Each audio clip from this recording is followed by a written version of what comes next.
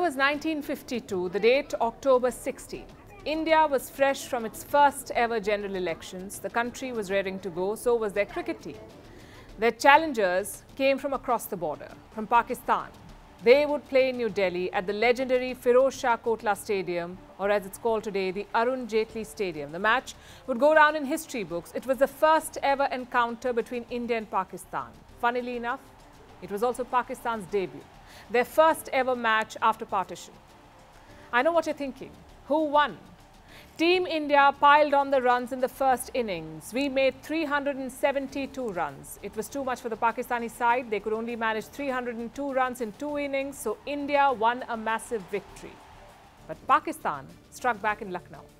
That's where the second test was held, in Lucknow, and this time Pakistan piled on the runs. They ended up winning by an innings and 43 runs. But beyond the result, this match was important for another reason. It was a sign of things to come. India's team bus was attacked by the fans. Rumour has it that Captain Lala Amarnath took matters into his own hands. He wielded a lathi to save his players. So now the pressure was on. India won the third test match in Mumbai, but the final 2 tests ended in a draw. Both teams played too defensively, possibly out of fear. India won that series in 1952, but it made one thing clear. This would not be your ordinary sporting rivalry. This would be something for the ages. And how has that rivalry played out? Time for a flashback.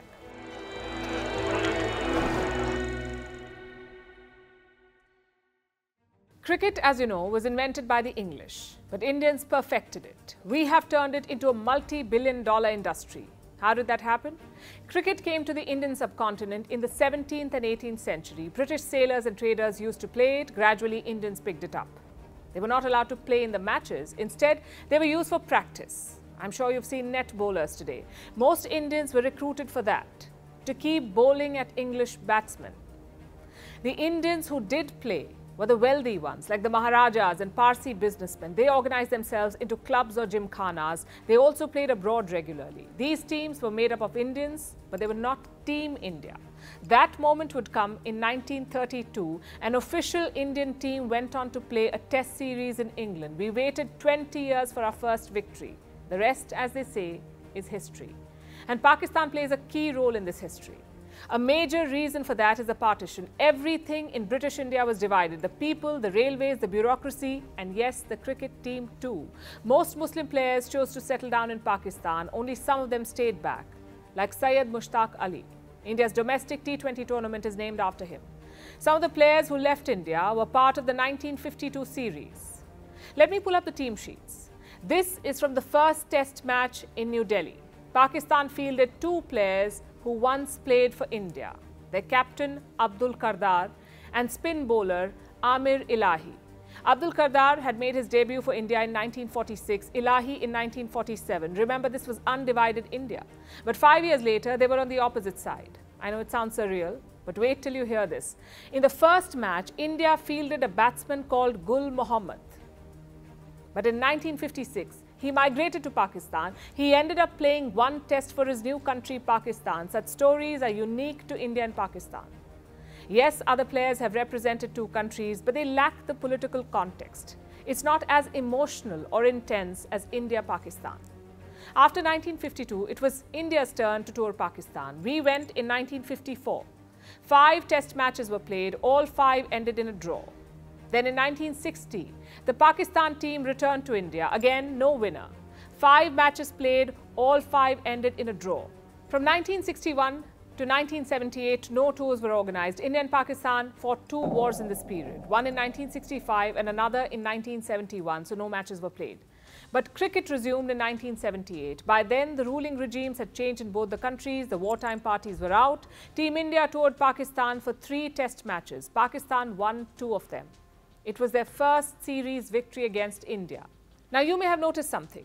All of these were test matches, the oldest and the longest format of cricket.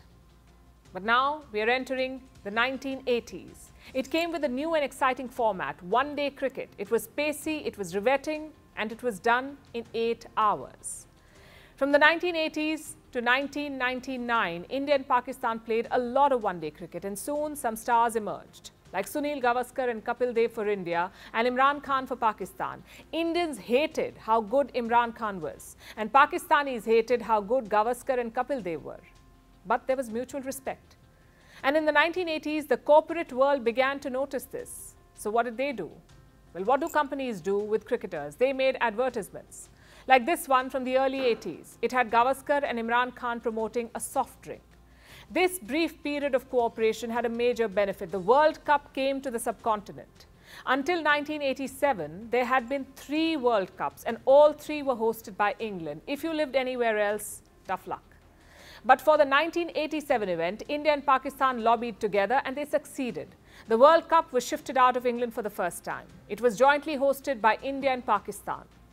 But the era of cooperation did not last. We are entering the 1990s now. One man would come to dominate this decade in cricket, Sachin Tendulkar. He made his debut against Pakistan in Karachi. He could have enthralled Pakistani fans, but their government had other ideas. During this time, Pakistan's deep state was plotting terror attacks on India. They were also fueling the insurgency in Kashmir, so cricket suffered. From 1989 to 1997, India did not tour Pakistan, nor did Pakistan come to India. Instead, they played in neutral venues, like in Sharjah or Toronto. These matches later became cult classics. One reason for that was all the aggression, like the 1996 World Cup quarter-final. India's Venkatesh Prasad was bowling to Pakistan's Amir Sohail. Sohail hit Prasad for a boundary. He then pointed his bat to the boundary ropes. It's considered an aggressive gesture in cricket. The next ball, Venkatesh Prasad bowled him. As commentators say, the perfect reply. By 1997, bilateral cricket resumed. India toured Pakistan for a short one-day series. The next year, Pakistan came to India, and this time it was tense. Both countries had tested nuclear bombs. Here in India, some political groups opposed Pakistan's tour. They dug up the pitch in New Delhi, so the first test match had to be shifted to Chennai. But India's Prime Minister Atal Bihari Vajpayee was defiant. He said, Pakistan must come. He also promised them full security, and in the end, the tour was a success. Anil Kumble emerged as a big star in New Delhi. He picked up all 10 Pakistani wickets in one innings. But India's goodwill was not repaid because months later, Kargil happened.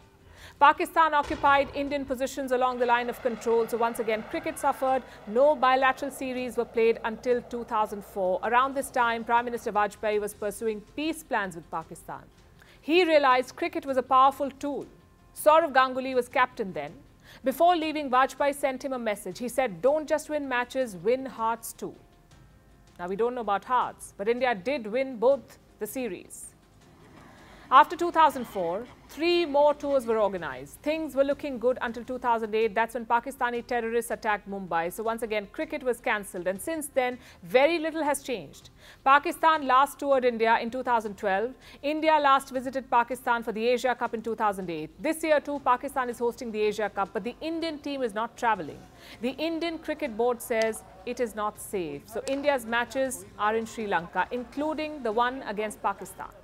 Looking back, the India-Pakistan rivalry has been like no other. The pressure, the politics, the emotions, all of it is unmatched. So is the viewership. India and Pakistan clashed in the 2019 World Cup. Guess how many people watched that match? 273 million.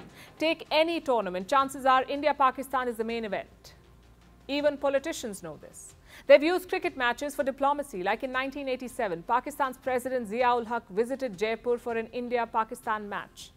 Also in 2011, former Prime Minister Manmohan Singh invited his Pakistani counterpart to Mohali. It was a blockbuster contest.